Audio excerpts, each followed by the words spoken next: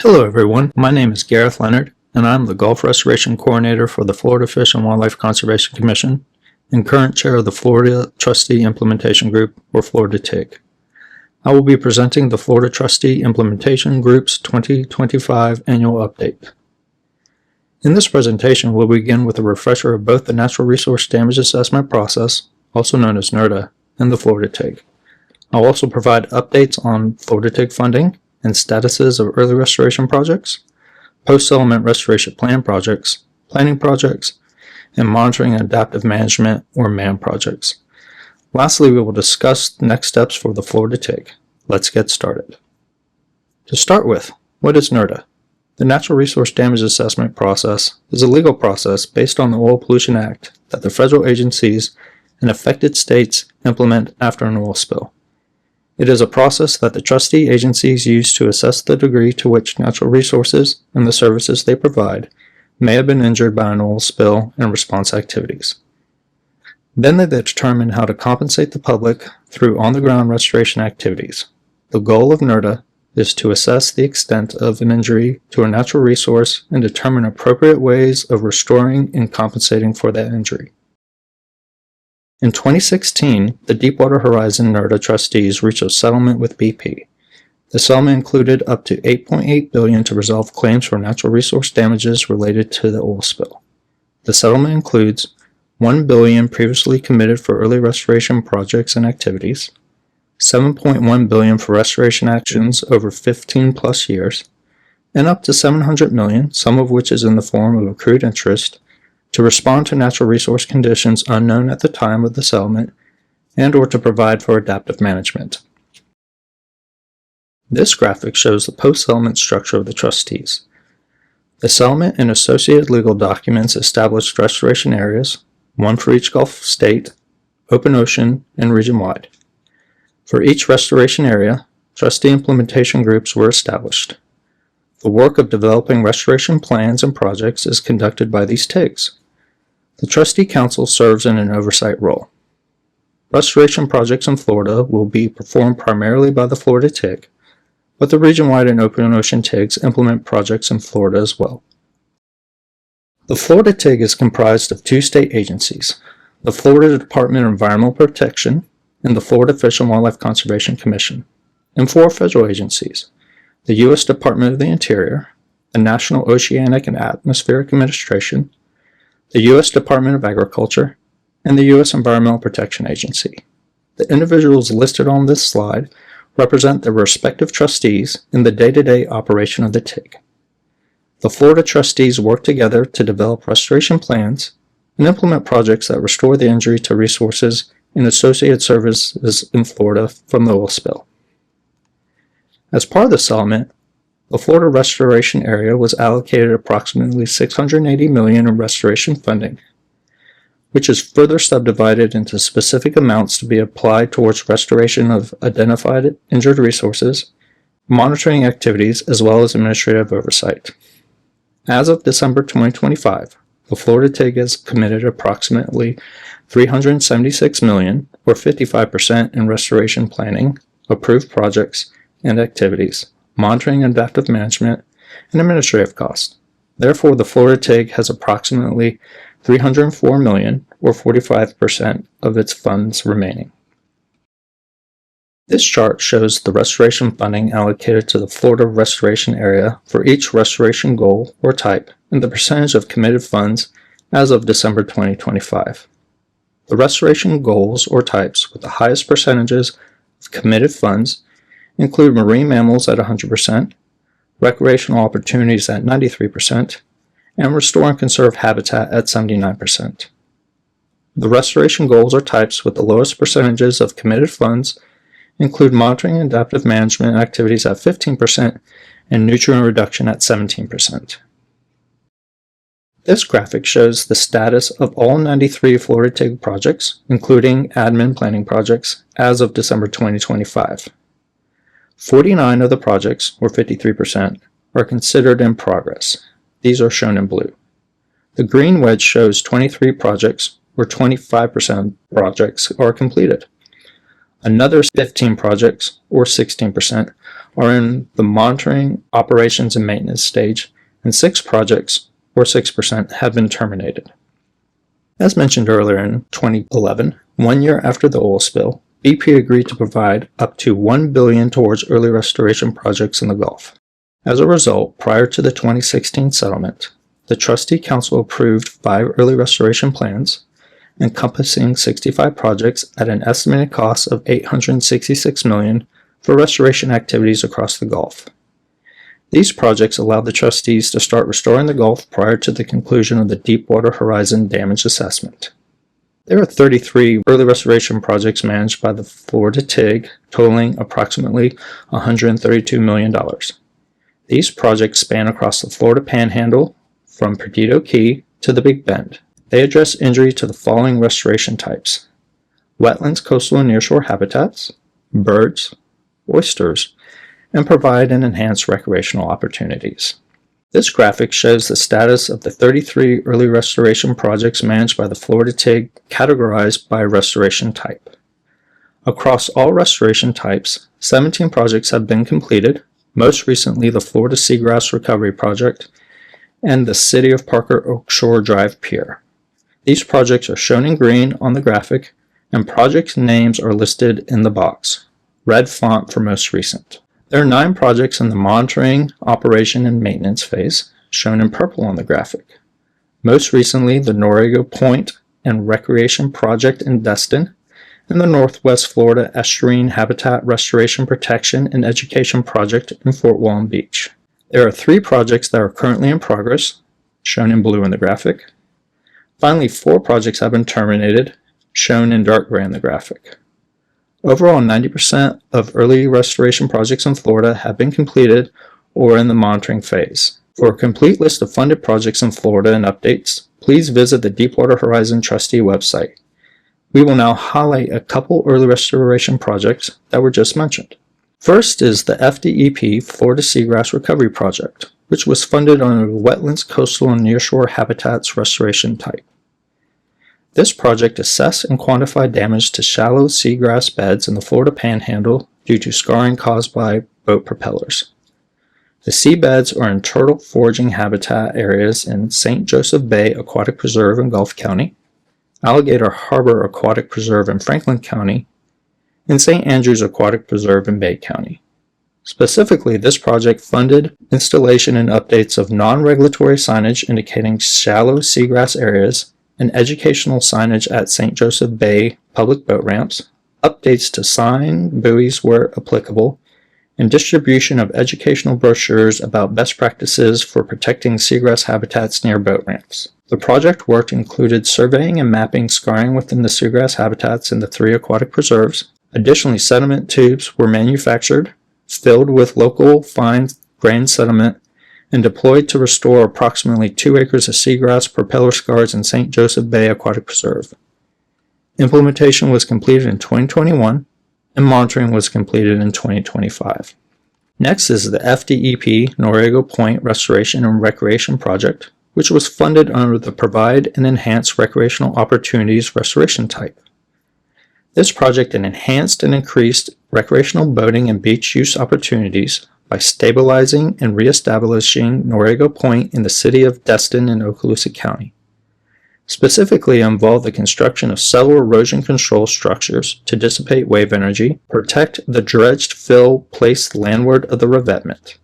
New embayments provide additional swimming areas, as well as more space for boats and kayaks to pull in. Additional facilities include a harborside boardwalk, dune crossovers, a picnic pavilion or shade structure with restrooms, showers, and drinking fountains, educational signage, and bike racks. Construction was completed in 2025, and recreational use monitoring will be completed in 2027. Next, we will provide an update on the Florida TIG's first post-settlement restoration plan, or RP1. Florida's RP1 was finalized in 2019. In this plan, the Florida TIG approved 23 projects at a total estimated cost of $62 million across 4 restoration types. As this map shows, RP1 projects span from the western panhandle to Charlotte Harbor on Florida's Gulf Coast. This graphic shows the status of the 23 RP1 projects categorized by restoration type, including habitat projects on federally managed lands, nutrient reduction, water quality, and provide and enhance recreational opportunities. Across all restoration types, 3 projects have been completed, shown in green on the graphic, most recently the Alligator Lake Coastal Dune Lake Hydrologic Restoration Project. There are 3 projects in the monitoring, operation, and maintenance phase, shown in purple on the graphic, most recently the City of Carabelle's Lighthouse Estates Septic Tank Abatement Phase 2, and St. Andrew State Park Improvement Projects.